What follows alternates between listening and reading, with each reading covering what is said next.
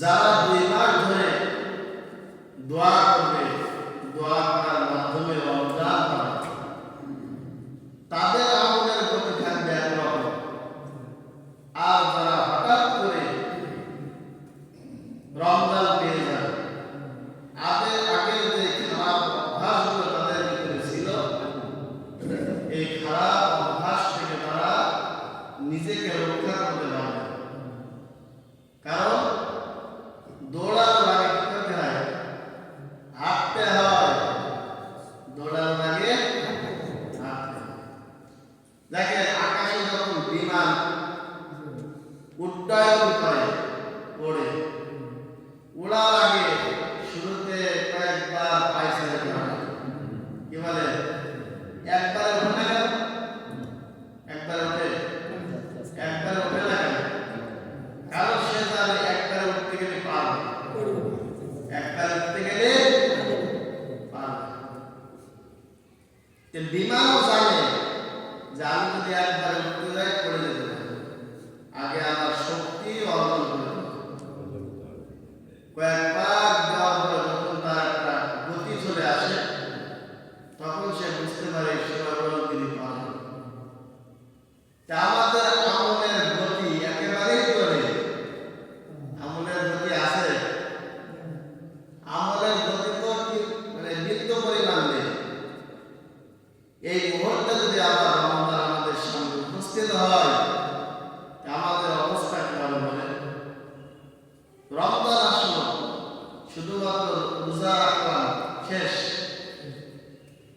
অনেকে কাজ কর্মের ভিতর দিয়ে এমন ভাবে সময় অতিবাহিত করে, নামাজ পড়ার সময় কি বলেন ভাই? কিন্তু সাহাবায়ে কিরামের আমল গত সপ্তাহে বলেছিলাম যে সাহাবায়ে কিরাম শাবান মাস পাওয়ার সঙ্গে সঙ্গে তারা কি আমল করতেন? সর্বপ্রথম তারা কোরআন মাজিদের তেলাওয়াত তারা বৃদ্ধি করে, নফল থেকে নফল বেশি পরিমাণ ইবাদত বন্দেগী করে রাতকে তারা অতিবাহিত করে। শাবান মাস পাওয়ার সঙ্গে সঙ্গে দানের হাতকে তারা সম্প্রসারিত করত।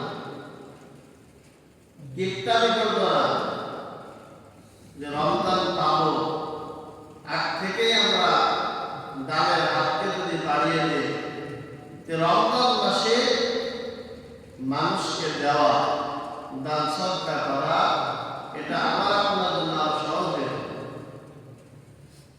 ওই যে বললাম যে দৌড়ানোর আগে কয়েকবার হাঁটতে হবে। আপনি যে মানুষকে দান সদকা করবে, আগের থেকে তো আপনার অভ্যাস থাকে না। কি বলে? নাইলে একবার দেখেন আপনার উপরে 10,000, 15,000, 20,000, 1 লক্ষ টাকা আপনার উপর জাকাত আসে, আপনার পকেট থেকে জীবনে কোনোদিন টাকা নেবে? কি বলে? বেরোবে? আপনার তো হাঁটার অভ্যাস নেই, শুধু আপনার দৌড়ানোর অভ্যাস আছে। দৌড়ানোর অভ্যাস আছে বিধায় আপনি যখন একবারে দেখছেন যে আপনার অনেকগুলো টাকা এক জায়গায় হয়ে গেছে, তখন আপনার পকেট থেকে টাকা বের করা সম্ভব হয়ে যায়।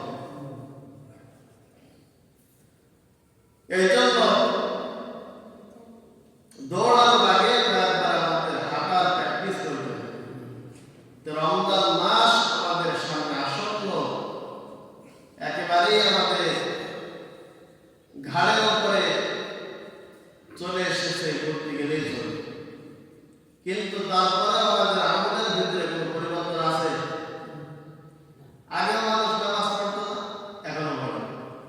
তবে রমজান আসলে হয়তো কিছু মানুষ মসজিদের দিকে আসে, কিন্তু আসার পরে রোজায় রাখবে, নামাজ পড়বে, কিন্তু অন্য কোনো আমল তার দ্বারা করা অসম্ভব। কারণ তার তো আগের থেকে প্রস্তুতি নেওয়া নেই, আগের থেকে প্র্যাকটিস করা নেই, যে সে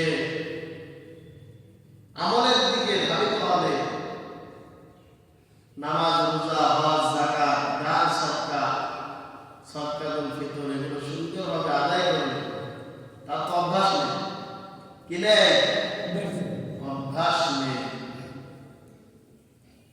কিন্তু সাহাবাইরা শাবান মাসের চাঁদ দেখার সঙ্গে সঙ্গে তারা নিজেদের কাজ কর্ম সব কিছু গুটিয়ে নিয়ে আসে, যাতে রমজান ভরা মৌসুমে নিরবিচ্ছিন্ন ভাবে একাগ্রতার সহিত যেন ইবাদত বন্দেগীর ভিতরে নিজের জীবনটাকে কাটাই দিতে। এই ছিল সাহাবায়ে